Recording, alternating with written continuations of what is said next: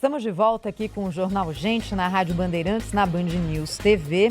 Você sabe que a gente está fazendo uma cobertura especial da COP30 que acontece em Belém do Pará. E a partir de hoje é que começam, de fato, as negociações entre os países, as participações da iniciativa privada, do Brasil, de representantes de empresas de todo o mundo que estão nesse momento aqui em Belém do Pará, porque o que aconteceu na semana passada é uma espécie ali de abertura formal, com a presença dos chefes de Estado, é muito mais uma coisa protocolar e de posicionamento oficial de cada país. A partir de agora, sim, na prática, começa o debate da COP30 em Belém do Pará. Há a expectativa de que o Brasil consiga ser ouvido, já que é o país sede da COP30, consiga ser ouvido como um país que preserva o seu meio ambiente, como um país que tem mais de 60% do seu território coberto por vegetação original. Olha o tamanho disso. Se a gente olha Estados Unidos, Europa, Ásia, nenhum país chega nem de perto ao que a gente tem aqui no Brasil. Há um país que tem a matriz de energia mais limpa do mundo todo, com energia hidrelétrica e agora também com energia solar, energia eólica avançando de forma muito consistente, ou seja, o Brasil tem muito a mostrar nessa COP30. Eu abro espaço direto de Belém do Pará para o Pedro Campos, chegando agora com o entrevistado ao vivo aqui no Jornal Gente, não é, Pedro? É isso aí, Thaís. Nós estamos aqui direto da AgriZone, que vai ser inaugurada daqui a pouquinho, às 10 horas da manhã. Ao meu lado está o Muni Lourenço, que é presidente da Comissão de Meio Ambiente da Confederação da Agricultura e da Pecuária do Brasil, a CNA. Sr. Muni, muito obrigado primeiro por nos receber aqui. Estamos vendo um pavilhão diferente, inédito na história de COP, para discutir o agronegócio, para trazer números, né, de quem planta, de quem cria, da população que mora nessa área aqui do planeta. Qual que é a expectativa desse evento que começa hoje e vai até o próximo dia 21 aqui em Belém? Bom dia. Bom dia, Pedro. Bom dia a todos.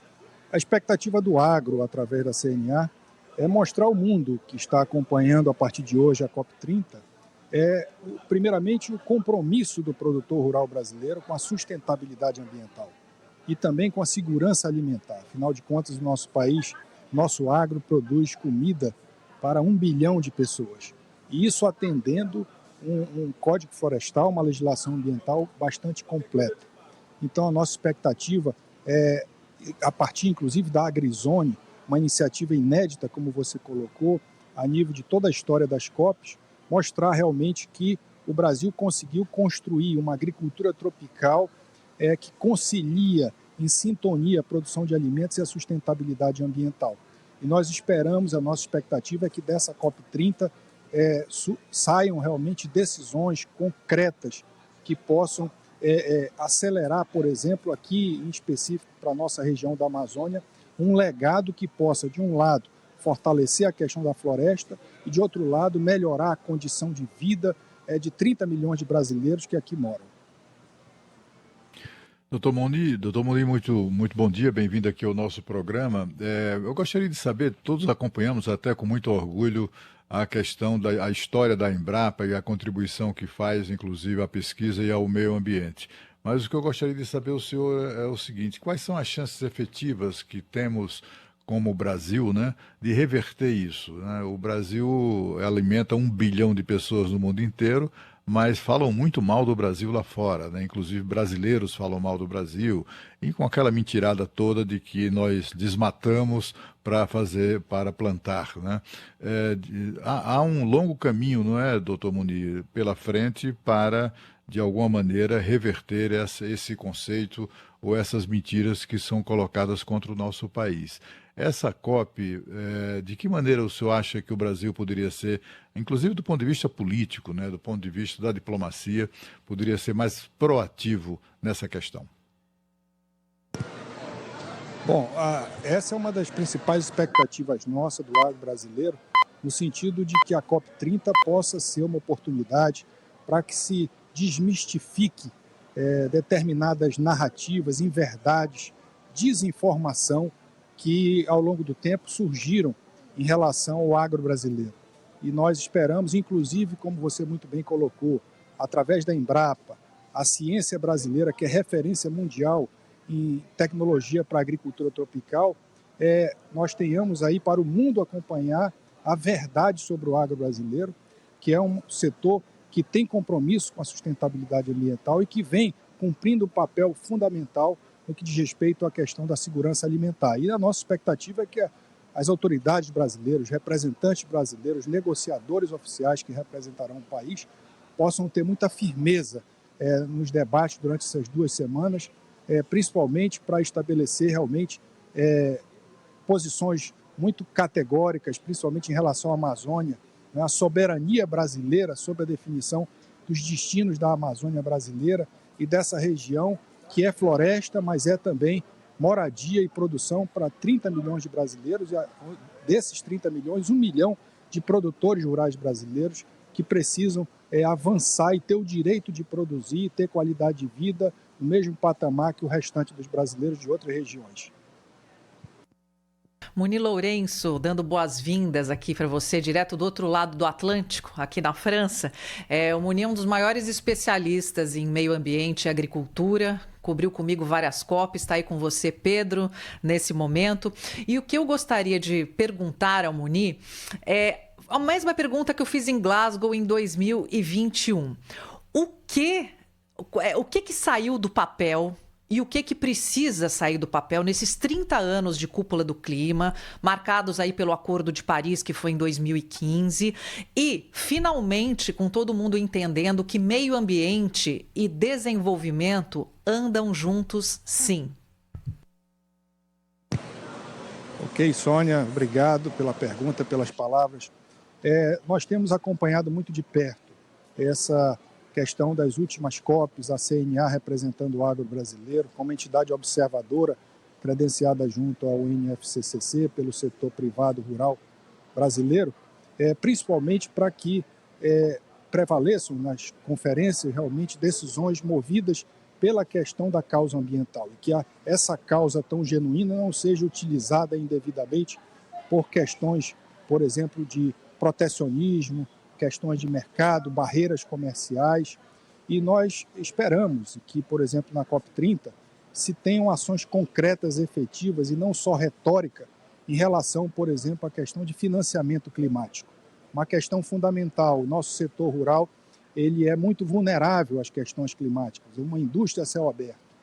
Mas, por outro lado, é o setor produtivo que melhor se apresenta como provedor de soluções ambientais, principalmente a partir de adoções de tecnologias que armazenam o carbono no solo, boas práticas agropecuárias sustentáveis. Mas para isso, para que nós possamos transformar essas soluções de forma plena, nós precisamos de recursos suficientes para massificar essa transferência de tecnologia e que nós possamos então avançar. E para isso é muito importante, principalmente, que os países desenvolvidos, os países mais ricos, possam cumprir com as suas responsabilidades em relação a essa questão do financiamento climático.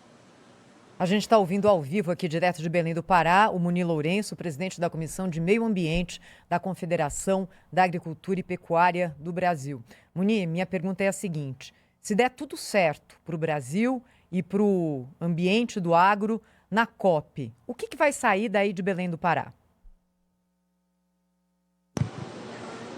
Bom, em se tendo uma conferência que alcance os objetivos que todos almejam, esperamos que o mundo inteiro possa ter uma melhor compreensão da verdade do agro brasileiro. Um setor que conseguiu, em menos de 50 anos, um país que era importador de alimentos e hoje se coloca como uma potência agroambiental e energética de escala mundial e como parte da solução para enfrentamento das questões climáticas. Essa melhor compreensão do mundo, da opinião pública, da população mundial a respeito do agro brasileiro, essa é a expectativa maior para que nós possamos ter esse olhar e esse conceito fidedigno a respeito do produtor rural brasileiro comprometido com a sustentabilidade ambiental. No Brasil não há contradição entre produzir comida, alimento e manter a sustentabilidade ambiental. Muni, a gente está vendo aqui uma estrutura, lá no fundo tem um auditório, né, onde nós devemos ter a participação aí de palestrantes. Como é que está o cronograma? O que você pode contar para a gente? O que nós vamos transmitir daqui a pouco na Rádio Bandeirantes, Band News TV, ao longo dos próximos dias, nesse pavilhão aqui do agro, dentro da Embrapa, com a presença da CNA e muitos outros parceiros?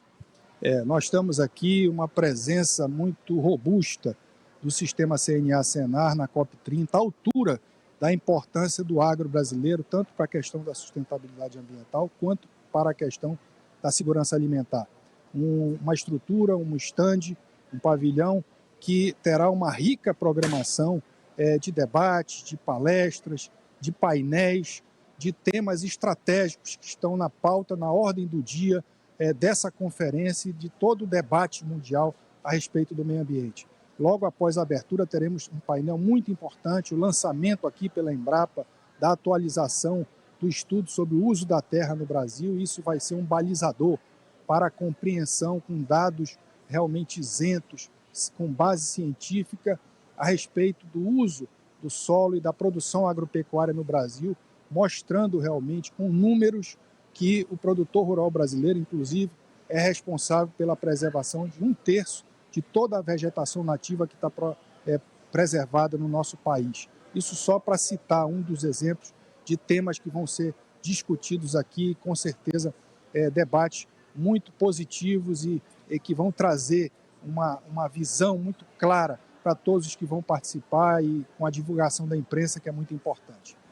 Quero agradecer muito a tua presença aqui conosco, desejar aí boa sorte. Conversou conosco o Muni antes do início dos trabalhos aqui na AgriZone. Nós estamos vendo já muitos convidados chegando por aqui para acompanhar esse lançamento desse pavilhão importantíssimo da COP30. O Muni já trouxe números aqui, nós vamos anotar todos, viu, Thaís, Cláudio, Sônia, para a gente trazer na sequência na nossa programação, contar para quem está nos acompanhando também essas novidades, porque se trata às vezes de uma guerra de informação, E aí você precisa ter números claros para transmitir, números seguros para o público em geral, todos os dados que são trazidos quando a gente vai discutir o clima do planeta.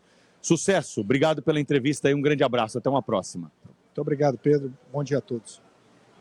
É isso aí, o Pedro Campos, direto de Belém do Pará, aqui conosco no Jornal Gente, na Rádio Bandeirantes, na Band News TV. Deixa eu perguntar para a Sônia Blota, que já cobriu várias COPs e que acompanha o noticiário internacional a respeito do Brasil agora. O que estão dizendo da gente por aí, hein, Sônia? A respeito de, em termos de organização, em termos de entrega de Belém do Pará, já que havia uma expectativa e até um temor de que a cidade não estivesse preparada para a COP, né? Pois isso é muito curioso, viu, Thaís? Porque, na verdade, assim, quando começa a COP em si, aí a cobertura começa a ganhar um caráter ONU.